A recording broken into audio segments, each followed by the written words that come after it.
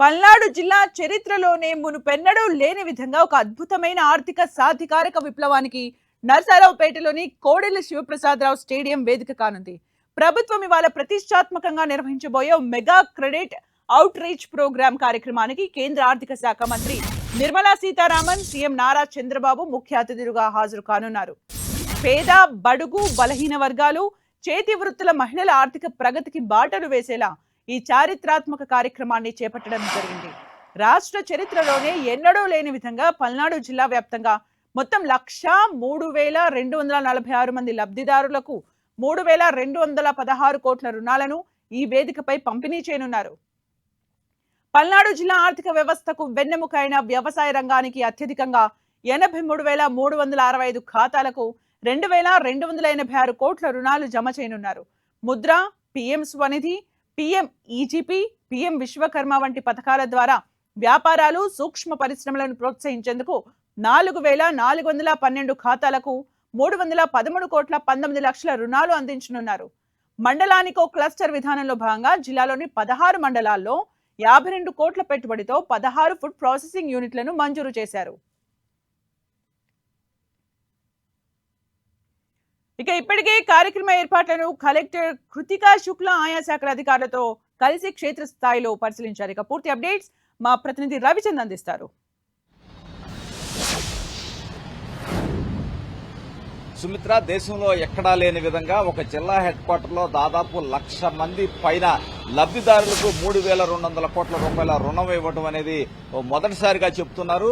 దీనికి ఏదైతే నర్సరావుపేట కోడెల శివప్రసాదరావు స్టేడియం అయితే దీనికి వేదికగా కానుంది. ముఖ్యమంత్రి చంద్రబాబు, కేంద్ర ఆర్థిక మంత్రి నిర్మలా సీతారామన్ ఇద్దరు కలిసి ప్రత్యేక హెలికాప్టర్లో మరి కాసేపట్లో నర్సరావుపేట చేరుకోబోతున్నారు. నర్సరావుపేటలో దాదాపు 1:30 వరకు కూడా ఈ కార్యక్రమాలు ఉంటాయి. ఎందుకంటే 1,00,000 మంది పైన లబ్ధిదారులను ఒకే వేదిక మీదకి తీసుకొచ్చి వారికి రుణాలు మంజూరు చేయడం అనేది కొంచెం గొప్పగా చెప్పుకునే పరిస్థితి మనకు కనిపిస్తుంది. అదేవిధంగా వ్యవసాయ రంగానికి కూడా అత్యధిక రుణాలు ఇస్తున్నారు. మహిళలు, చేతి వృత్తుల వారు, అదేవిధంగా స్వయం సమృద్ధి సంఘాలు, అదేవిధంగా ఏదైతే చిన్న తరహా మౌలిక పరిశ్రమలు చేసేవారు, వీరందరూ కూడా అన్ని వర్గాలకు కూడా 3,200 కోట్ల పైన రుణాలు ఇస్తున్నారు. అదేవిధంగా కేంద్ర ఆర్థిక మంత్రి చంద్రబాబు ఈ కార్యక్రమం ముగిసిన తర్వాత కూడా ప్రత్యేక భేటీ ఉంటుంది. ఆంధ్రప్రదేశ్ సంబంధించి ఆర్థిక అంశాలకు సంబంధించి అనేక విధాలుగా కేంద్రం చేదోడు ఓదడుగా ఉంటుంది. ఇదే విధమైన సహకారం ముందు కూడా కొనసాగాలి.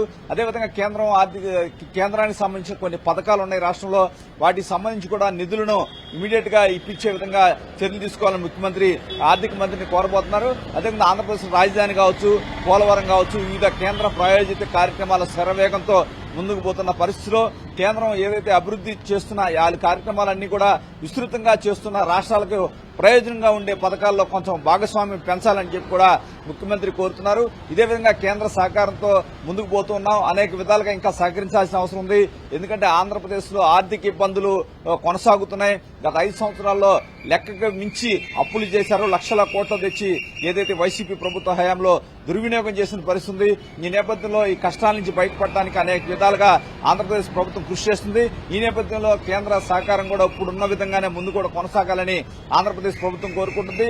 ఇదే అంశాన్ని చంద్రబాబు ఆర్థిక మంత్రి దృష్టికి తీసుకుపోతున్నారు.